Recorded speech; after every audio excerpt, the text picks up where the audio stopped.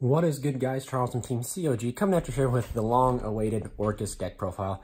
So for a while, guys, I was just testing builds with this and waiting on cards to get in the mail. And eventually I finally picked up, I think, the engine that I want to play in the deck and how I want to play it. And then I'm still missing 2 cards that I'll probably get this Saturday. So I think I'm going to take this deck to locals because I already got my invite with my Guard Dragon, my Crusadia. So I think I'll just take this locals this weekend and have fun with it. But I thought I'd get you guys a profile that I've been promising you. And remember, guys, if you guys have not known, we're trying to push out our first custom playmat. Please head over to the community page that we have and like that so my friend can get working on it. It's the first, as far as I can see, the first custom Crusadia playmat out there. So without further ado, guys, we're just going to go ahead and jump into the Orcust deck profile. I'd like to give a huge shout out to our sponsors, Game Times Cards and Collectibles. Without them, we don't have access to a lot of the cards, so... going on, let's just jump into it. So this is my Orcust deck profile. This is just kind of I wouldn't say it's casual. I would say it's more of my take on it. I didn't really want to play Azalthought Turbo, and then it's pretty good. In my opinion, it's just still does what Orcust can do, and it's just going to get better when the new support comes out. But it's just I do play the Phantom Knight engine. I just don't play the rank up because I'm not a fan of that. If I don't like being Azalthoughted. And I don't think I want to put someone else through it. So let's go ahead and jump to the profile. 3, Orcust Hot Horror. Orcust Hot Horror is pretty much your tour guide. You banish it from the graveyard to summon from the deck. He is, I think, the highest attack. Besides, I think he is the highest attack. But he's really good. You banish him from the graveyard as cost, so they can't call by the grave him. Banish him as cost to summon from the deck. Moving on, we play 3 Orcust Symbol Skeleton, the spooky skeleton. He summons from the graveyard. He's really good in the fact that he allows you to pretty much play. He's in part of your summon sorcerers combos and stuff like that. In theory, I kind of thought he's a level 3. You could play him in a level 3 and make Dante if you really wanted to, but I don't know. Just theorizing here. Moving on, we'll play 2 Brass Bombard. So Brass Bombard we're playing at 2. He is the tuner of the deck.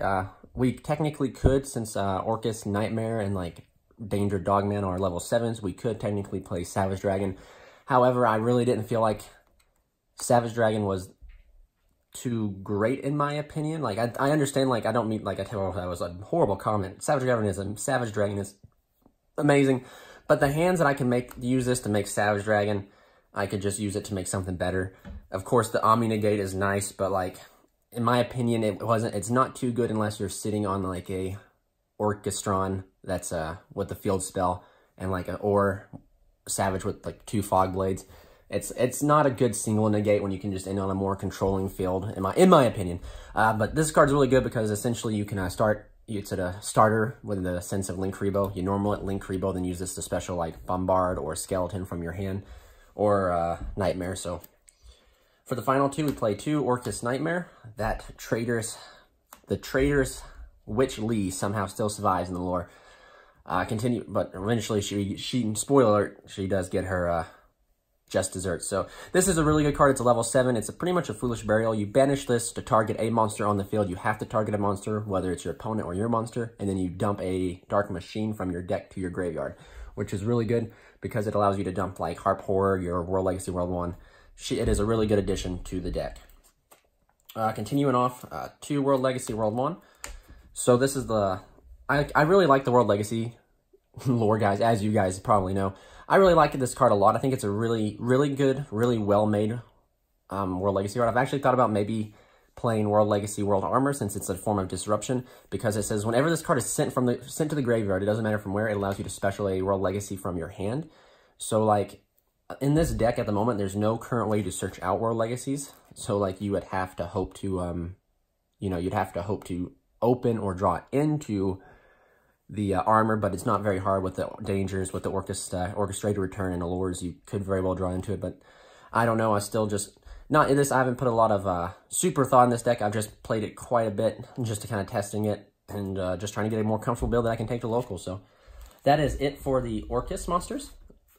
Well, I guess the World Legacy Orcust engine. So, I guess in theory, people play a little bit less when they're playing Orcust as an engine versus as a deck. So, in theory, you could probably cut Bombard out if you wanted to. But I think this ratio is really good for the Orcust lineup. So, I have had no problems with it. Moving on, for the danger lineup, so you do not have to play, even though the snake, Sukunoko, is really good, you do not have to play it. You do not have to play Bigfoot. You do not have to play Jackalope. You do not have to play any of the expensive cards in all reality. You can play the cheapest cards, because essentially what the dangers are doing, they're just some way to get the Orcust from your hand to the graveyard. That's it. That's the only reason that the dangers are in here.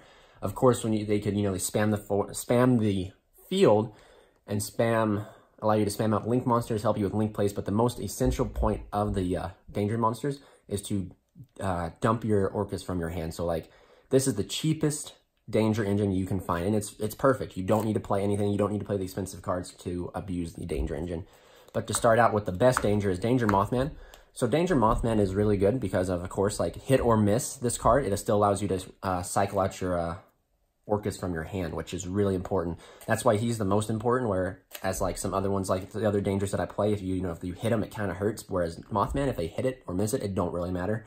It just allows you to continually cycle through your hand with your danger monsters. 3 Dogman. So I guess Dogman, in a sense, could be another reason why you could play Savage Dragon. He is a 7, and the Bombard, wherever he's at, the Bombard is a 1. So like Savage Dragon. But like I said, I felt like Fields with Savage Dragon alone was not worth it, whereas Fields, if you could potentially consistently put up a board with Savage Dragon and other negates to back it up, it might have been worth it. But that's just my opinion. He just halves the damage, which is kind of needed because outside of the Nightmare, we don't really have a lot of attack boosts. I mean, you could play Wee Witch's Apprentice in the extra deck, but like, that's not crazy. I mean, that's not not exactly needed. The extra deck's kind of tight. I mean, of course, you can flop around maybe a few cards and put it in there, but this just halves the attack of all face-up monsters on the field, or face-up monsters I think your opponent controls. Yep, lose half the attack. So it's really good. It allows your in a simplified game state when you're just pretty much playing Orcust beatdown. It's really good. It allows you to pretty much do the Orcust beatdown. For the final 2 dangers, we play 2 Thunderbirds. Thunderbird is essentially the best, and I wouldn't say the best one. He is probably the most expensive one. So like, I wanted to play a danger that was good. Like, this deck can lose to Gozen. This deck can lose to certain back rows in a sense of other Fog Blades, strikes, and permanences. So I wanted to play a Danger Thunderbird. So like, if they hit or miss this, I'll still be able to get some sort of value off of it. Where if they hit it, I get to pop a back row. So that's one less back row I have to worry about, and I don't have to, work to play through. But this is it for the danger engine, guys. Like I said, this is the smallest danger engine and the cheapest danger engine I could find. Last time I checked, I mean, I better not say, last time I checked, Thunderbird was the most expensive at like $3. So this is the smallest danger engine I could come up with. It's really great. It works very well. Like I said, you don't need to play the expensive danger engine if you are on a budget. Moving on, I know some people play like the Scrap Recycler, and some people play like a different kind of other engines. I've chosen, after playing the Scrap Recycler for a while, to play the Foreman Skipper. So the reason I like Foreman Skipper over the Scrap Recycler is because it allows you to Nightmare Mermaid, and Nightmare Mermaid here is a discard for cost. So that's what's more important than Scrap Recycler. They can Ash Scrap Recycler, and then that's it. You don't get to the dump. However, with Foreman Skipper, like, you get to discard for cost no matter what. So like, when you reveal the Mermaid, link into Mermaid, it allows you to discard. It allows you to discard that card as, for cost. So then Ash does nothing. Ash will stop them from summoning like a card out of the deck, but if you discard Harp Horror, you still have plays to extend on. It allows you to play, this Foreman Skipper allows you to play through more hand traps than I thought that Scrap Recycler allowed you to do. Also take note that it is a level 1, so it allows you to make Link Rebo, and it does have a pretty cool effect. I just got to kind of find one. When it's used for a link material, allows you to search a Cyverse monster. I think a level 5 or higher Cyverse monster. Yeah, level 5 or higher Cyverse monster. And at the moment, I don't have, I think the deck's at 40 at the moment, so like, it's right there at 40, so I haven't really put a lot of thought into bumping it past 40 or what cards I take out to put that in, because I don't think that's fully needed, and I don't think there's really any good Cyverse monster at the moment that can help me extend farther into my Orcust play. So, but he's really good. Also take note he's level 1, so worst case scenario, if they Invaler this or Impermanence this, you can link into Link Freebo. Now for the Dark Warrior engine, we play 1 Armageddon Knight, 1 Dark Grepher, and 1 Boots. So like, I actually, believe it or not, there's a card called Defrag Dragon that I'm thinking I'm going to play over this, because essentially Defrag allows you to dump from the hand, which is really good. But then again, it's like 50-50 on it, where you get to dump from hand. These guys let you dump from deck, which is kind of important because they get, well, not this guy, but these guys let you get immediate access. And then, like, since, like, if you have an Armageddon Knight and that's all you have, you normally Armageddon, send the Boots, and you still get, like, a Fog Blade, so it's pretty good. Same goes for Grepher. He just allows you to dump out your hand, but Defrag Dragon is definitely a card I was thinking of. And essentially, Boots is in here to search the other Fog Blade.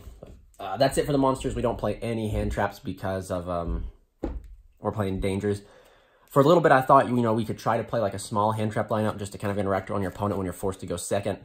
And it does not work. It does not work because they will always snipe the hand trap. And that's pretty much that. But going on into the spell cards, for the Orcust spell cards, to return is the draw card. It's really good. It's one reason why I think this deck will be and is so successful at the moment, is it has a in-themed searchable draw card. I wish Crusadia had something like this. Instead, we're getting Testament, which though is good.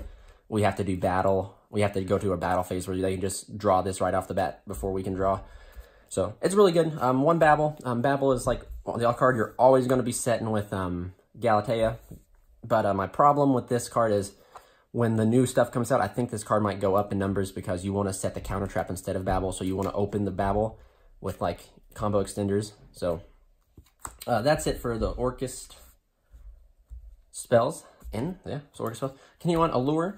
Allure has really great synergy in the deck. Whatever you banish, you can just put back with the with Longritsu, with Orchestron, with Galatea. So normally, like, unless you banish something important like the Boots or anything like that, it's like anything you banish is okay. And almost everything in your deck is dark. Like, I'm 100% sure everything. Okay, Formid Skipper is light. That corrects me. But outside of Formid Skipper, you have, yeah, you have all dark monsters. So Allure is very seldom not going to be alive. 1 Monster Reborn. Nothing really can be said about Monster Reborn. It's a busted one of. I thought about playing this over, like, if the Orcust had a way to search Succession, I would think about maybe playing Succession over Monster Reborn, but sadly they don't. But for the last spell card, we play 1 Rhoda. This pretty much is just searchable for 3 warriors, Armageddon, Grepher, and Boots. You can, interesting enough, like, you can use this to search, if you open one of them already, you can use this to search, like, Grepher, use Grepher to send, like, Orcust Nightmare to then discard this to send. It's really good. It has some intricate play, so it's okay. You just use this to search out your Armageddon or your Grepher. So pretty much you're playing 2 Armageddon or 2 Grepher, depending on what scenario you want it to be. So moving on to the traps, we play until we get the counter trap. We play like a small, like a small Solemn Brigade. So 2 strikes and 1 warning.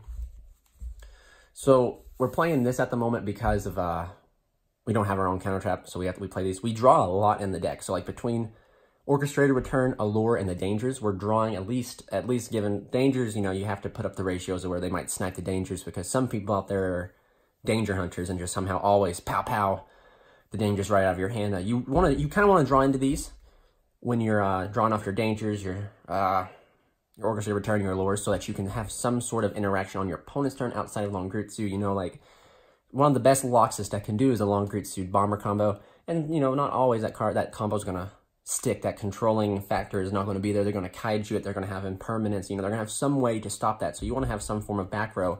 And at the moment, the 3 cards that Orcust have aren't the greatest. So, like, this pretty much supplements the counter trap until we get the counter trap. For the last trap, not for the last trap, 2 Fog Blades. So I am sorry, guys, I have to proxy this. I hate proxies, I do. But I had to proxy these because I didn't get my hands on them yet, and I wanted to bring you guys this profile before I went to locals and recorded videos. So Fog Blade, I don't play, as you guys noticed in my spells, I do not play the rank up because I did not want to play that. However, I'm not going to pass the fact that I can end on, like, an Orchestron or a Bomber Longritsu combo back with 2 Fog Blades. Like, I'm not going to pass that up. Like, that's too good not to. And not to mention that Fog Blade can just reoccur a 2100 Link 3 monsters, so it's pretty good. For the final trap, and it's just my own personal tech. You don't have to play it at all. I just prefer it mostly because I have found value out of the effect, and I enjoy the artwork most of all. So final one, Orchestrated Attack. So a lot of people, so let me tell you what this card does. So it says, when a monster declares an attack, doesn't matter yours, your opponent, just when a monster declares an attack. It can be your, if you're playing a local tournament, guys, it could be the guy sitting down from you. He goes to battle phase. You can flip this. Kidding, of course. When a monster declares an attack, tribute one Orcust or World Legacy monster, then target one monster your opponent controls and banish it. So it's a non-destruction removal, which I think is really unique. And the way that this deck is able just to spam monsters, especially during your opponent's turn with like Babel. So like this card does not have this card has very little interaction with, I wouldn't say little, it has worse interaction without Babel on the field, but when Babel's on the field, you can like use the symbol skeleton to bring back the Galatea, use Galatea to set a card, and then essentially use Orchestrated Attack to send the Galatea to banish a monster, or, you know, like, you can do a lot of things. Oh, one interesting fact to note, though, is Orchestrated Nightmare can activate during the damage step because she does alter damage. She does alter battle stats, so, like, you could wait till the damage step, use that to summon it. It's just, it's a really good card. It's another removal card. I was playtesting, if you guys haven't noticed, on, when I played Subterrors with this deck, the, what's that card? Inspect Border was a problem, so this card allows you to out certain cards similar to Inspect Border. Like the Thunder Dragons is a prime example. Not that Thunder Dragons really hurt this deck, because you really do not a lot of searching, but they're become pretty big. Like Colossus is huge, so I think you would take Orchestron with Nightmare to send the wand to get Orchestron high enough to beat over Colossus. So like, Orchestrated Attack solves it, but that's just my opinion, guys. I chose to play this card. I really like this card. You know, going in the future, probably won't play it. Probably will get rid of it for Climax, or I might just play it because I still like it. So, like I said, guys, my deck profiles are always like not telling you have to play it. Play what you feel comfortable with. Play with how you want to build the deck, and I just really wanted to incorporate Orchestrated Attack in the deck. I thought it was better than Orchestrated Core and Orchestrated Return. So, moving on to the extra deck, we play 3 Galatea. So some people might think 3 is too much. Maybe in like a Monster Mash where you're playing Dangers, or, you know, playing like the Monster Mash. If 3 might be too much, you might want to play 2, but since you're playing pure Orcust, well, in the sense, a pure form of Orcust, 3 does come up. You do have more cards to set. You have a total of 4 cards to set: Babel, Return, and 1 Orchestrated Attack. One of the best things I like doing with this card that works in conjunction with Orchestrated Attack here is during my opponent's turn, bringing back the Galatea to set the Orchestrated Attack, go through my plays, and then pretty much battle them, and then just banish a card with Orchestrated Attack to pretty much push for game, which is really cool. Moving on, we play 2 Longritsu, the guy with the Sister Complex. Okay, yeah, Orcust fans out there, don't slaughter me for that joke. So Longritsu, he's really good. He allows you to send cards, etc. For cards that he points to, or cards that are linked, excuse me. So that's really cool. That's a really cool aspect, that it doesn't matter if he's pointing to it, as long as, like, if your opponent's link monster is pointing to it, you can send it. So he's really good. So Orchestron, he is the guy that's on my mat that's going to come out, that Equalmax is squaring off with. So if you guys also have not checked out that mat, please, like I said before, go to the community page, like it. Let's get to 500 likes so that my friend can see that he's appreciated and that he will get started on it. He's a busy man. But this guy is like a mass effect negation for link monsters. So it negates their effects and turns their attack to 0s. So it allows you to pretty much sack over things. And he's a 3,000 monster, which he can become a max of, I think, 38 with Nightmare. So he's really good. That's it for the Orcust lineup. We play a short and choppy 5-card Orcust lineup. And then, of course, when Dirnkritsu comes out, the Orcust of Sheol, or whatever his TCG name will be, we'll, of course, incorporate him in the deck. Moving on, we play the Nightmare lineups: Mermaid, Cerberus, and Phoenix. So Nightmare is the best. You could probably play 2 Nightmare, Mermaid, but I probably will in the future going forward. But I'm going to test this deck at a local tournament, and just kind of like see how it does. But pretty much these guys, Cerberus for a fact is in here just to get to the Nightmare if you don't get to form a skipper. Same with Phoenix, but except for Phoenix, I think has more utility because Phoenix hits back row. Whatever you can hit with Cerberus, you can probably get rid of with Longritsu. So that's pretty much that. But take note, like I said, guys, before, Mermaid sends its cost, so that's why I think it's superior over Scrap Recycler. As a Form and Skipper, make Mermaid effect, send its cost, Ash, Veiler, permanents, it don't matter. As long as you're ditching something of important value like Nightmare, Harp Horror, like a Nightmare Orcust or a Harp Horror, you're getting extreme value on this card getting negated, and they just wasted a hand trap. So moving on, we play 1 Link Karibo. Like I said, with 4-minute skipper's level 1, so if they do stop it, you can go into this. Brass Bombard is level 1, allows you to make combo plays with Brass Bombard. For kind of my own interesting tech, I guess you could play the Savage Dragon instead of this.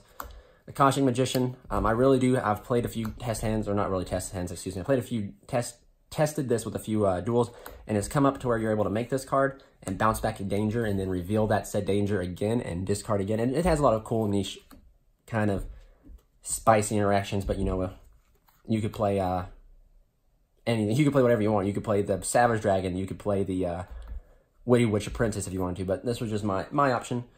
Phantom Knights of Rusty Bardiche, we don't know how long this guy has left. We don't know if Konami's smart, they'll just hit the rank up spell, but you never know. They'll probably hit whatever they want to hit, and we are just gonna have to deal with it, of course. So also, guys, stay tuned for an upcoming. It's called Battle Banless Games. So that's gonna be a new segment that'll be coming up probably this Saturday or Sunday. So moving on, Summon Source. She's intricate to the combos. She just allows you to get access to like World Legacy, World 1 from the deck, and Nightmares. It just allows you to pretty much get into cycle whatever Orcust that you do not have access to. Trisbania for the back rows, and Bomber Dragon for the Nigritsu lock. If you guys did not notice, every card in the extra deck outside of Phoenix and Cerberus are dark because the Orcust do lock you into only summoning darks. So that's it, guys. That's it for the profile. If you guys liked it, please comment, like, and subscribe. Let me know what you guys would do different, because like I said, this is not my #1 deck that I focus on a lot. So, like, if you guys have any recommendations, please let me know, because I do think this will be one of the decks that I do like test with and play quite frequently when Dark Neostorm comes out. So let me know if you guys have any spicy techs or anything like that. I thought the Defrag Dragon would be a spicy tech to add. Other than that, guys, this is Charles from Team COG. Please remember to like, comment, and subscribe. Go to the community page and like the picture of the mat that I have, so that we can get it put out. And remember to check out our sponsors, Game Time Cards and Collectibles. This is Charles from Team COG, signing out.